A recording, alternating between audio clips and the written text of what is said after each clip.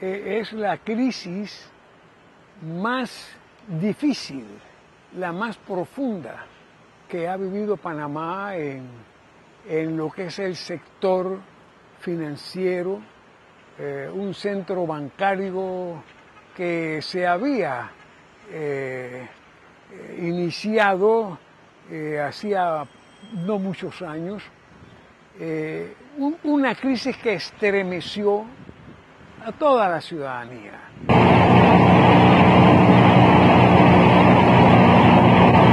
La parte financiera, la parte bancaria, la comercial, todos los sectores de la economía, desde la agricultura hasta la construcción, desde el comercio hasta la industria.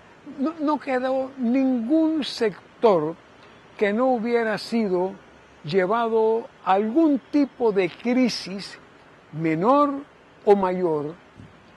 Todo fue conmovido hasta sus cimientos.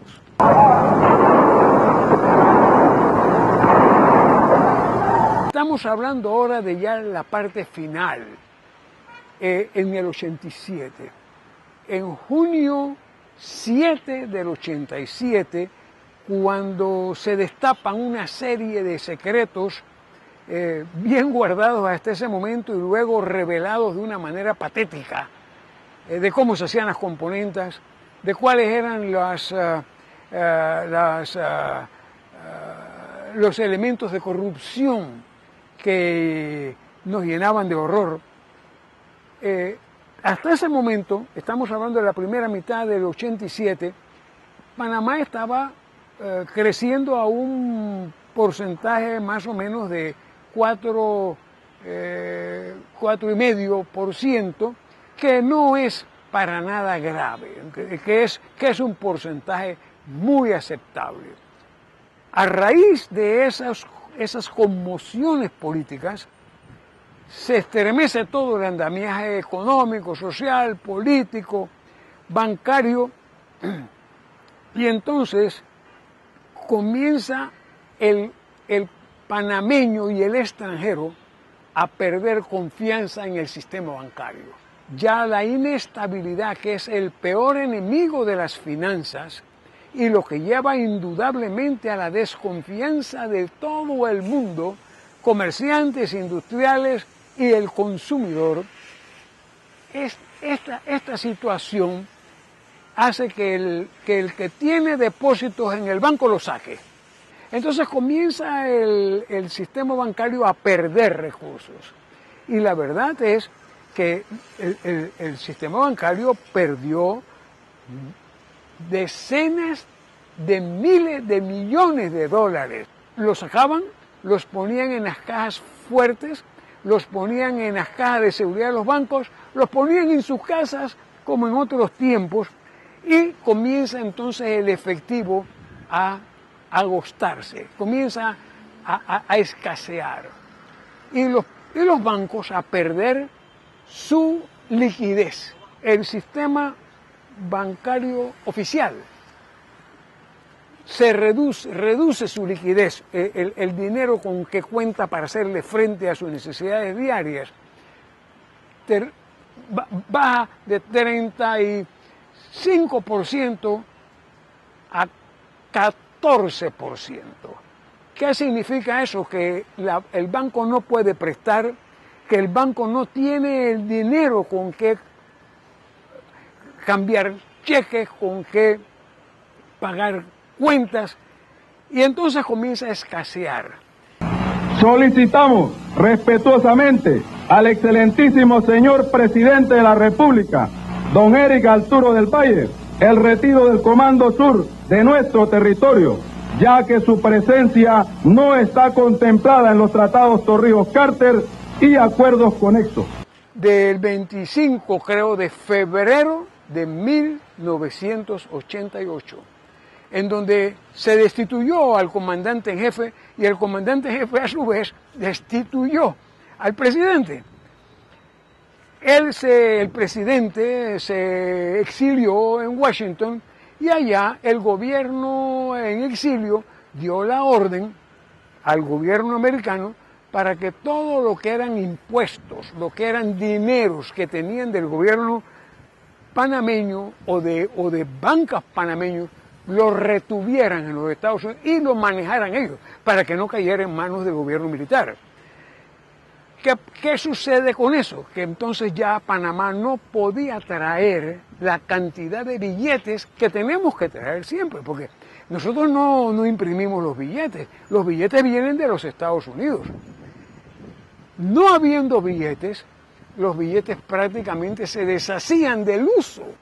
Interesante es que los propios bancos inventan una serie de cosas como por ejemplo los CEDIs. Los CEDIs, que muchos no saben siquiera qué es, otros lo recuerdan apenas, eran certificados de depósito de inversión, o sea, papeles que hacían constar que usted tenía un depósito en el banco.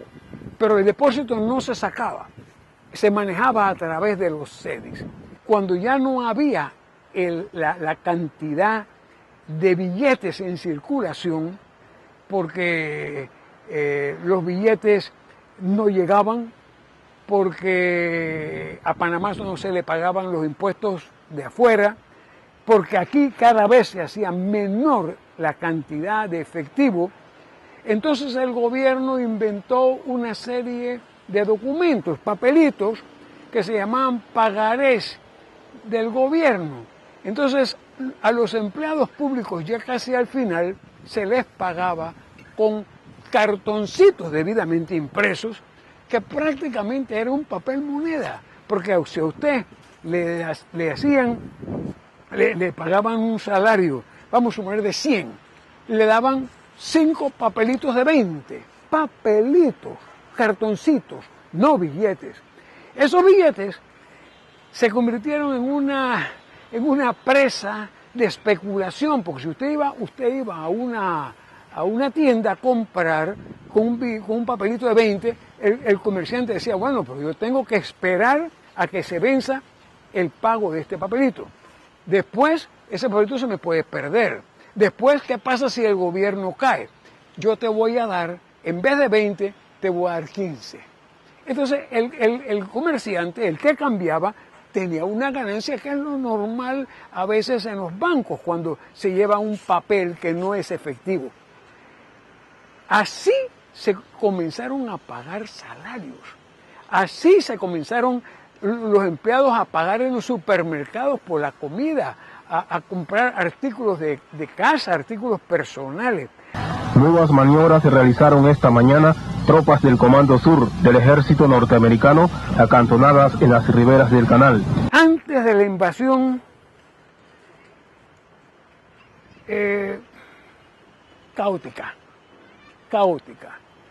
Desde el punto de vista comercial, desde el punto de vista de iniciativas, desde el punto de vista de inversión, muy constreñida. El Producto Interno Bruto, que usted sabe que es la cantidad de todo lo que produce el país, y se mide a través del crecimiento del Producto Interno Bruto anual. En vez de crecer, como dije yo al principio del 87, que crecía 4% aproximadamente, acá decreció, se redujo 14%. Esa era la situación de Panamá a finales del 89. Un decrecimiento económico que se sentía en todas partes. Es más, déjeme decirle que en todas partes en Panamá había letreros, se vende, se alquila, se vende, se remata, por todas partes. Es un país que se estaba vendiendo, un país que la gente no quería estar.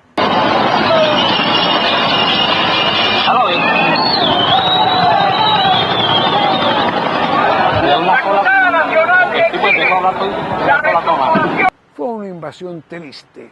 Fue una invasión que todavía lloramos los buenos panameños, porque ahí murieron muchos niños, muchos padres, muchas madres, que nunca más podrán disfrutar de lo que nosotros estamos disfrutando. Que estuvimos sometidos a una crisis incomparable en la historia panameña, y tenemos la obligación moral, la obligación política, la obligación personal, la obligación colectiva de tratar de evitar eso a toda costa en el futuro. Todo este sacrificio que Panamá tuvo sin democracia, sin libertades, sin recursos apropiados para darle solución a tantos problemas como los que todavía vivimos, esos problemas no pueden seguir existiendo